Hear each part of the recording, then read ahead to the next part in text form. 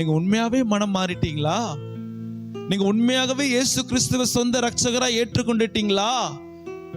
நீங்க ஞானஸ்நானம் பெற வந்திருக்கிறீங்களேன்னு கேட்கும் பொழுது ஒரு நபர் சொன்னாரா, ஐயா, ஞானஸ்நானம் பெற்றா நோயெல்லாம் போயிருன்னு சொல்றாங்க.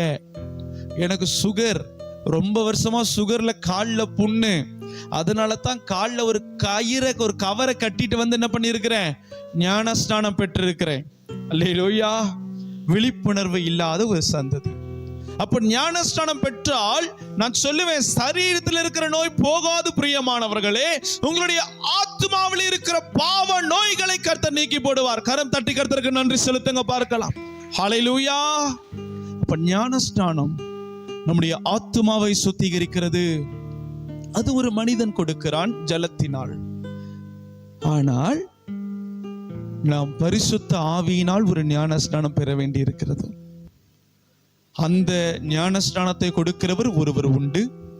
அவர்தான் பிரதான ஆசாரியராகிய பரிசுத்த ஆவியானவர். அதே ஒரே ஞானஸ்நானத்தினுடைய கடைசி பகுதி அக்கினியினாலும் அந்த ஞானஸ்நானத்தை கொடுக்க ஒருவர் இருக்கிறார்.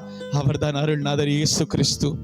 நான் பூமியின் மேல் அக்கினியை போட வந்தேன், இப்பொழுதே பற்றி எறிய வேண்டும் என்று விரும்புகிறேன். இந்த பூமியில் இருக்கிற ஒவ்வொரு குடிகளின் மேல் கர்த்தருடைய ஆவியானவர், பரிசுத்த ஆவியானவர் தன்னுடைய அக்கினியை போட விரும்புகிறார். அதாகிலும் அக்கினியினாலே அவர்களை ஞானஸ்நானம் கொடுக்க விரும்புகிறார். ஞானஸ்நானம் அக்கினியினாலே கொடுக்க விரும்புகிறார். இன்றைக்கு சபை தமிழ்நாட்டில் மாத்திரமல்ல, அகில உலகத்தில் இருக்கிற சகல சபைகளும் யோவான் கொடுத்த ஜலத்தினால் பெறப்பட்ட ஞானஸ்நானத்தோடவே நின்று கொண்டிருக்கிறார்கள்.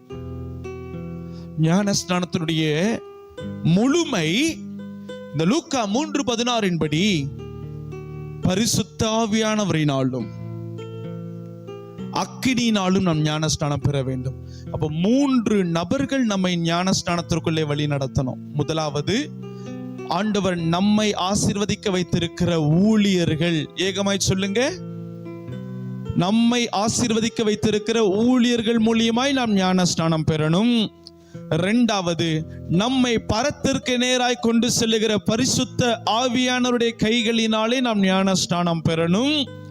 மூன்றாவது, பரலோகத்திலே நமக்கென்று ஒரு ஸ்தலத்தை ஆயத்தப்படுத்தி கொண்டிருக்கிற அருள்நாதர் இயேசு கிறிஸ்துவனுடைய கரத்தினாலே நாம் ஞானஸ்நானம் பெறணும். கரம் தட்டி கர்த்தருக்கு நன்றி செலுத்துங்க. ஹல்லேலூயா.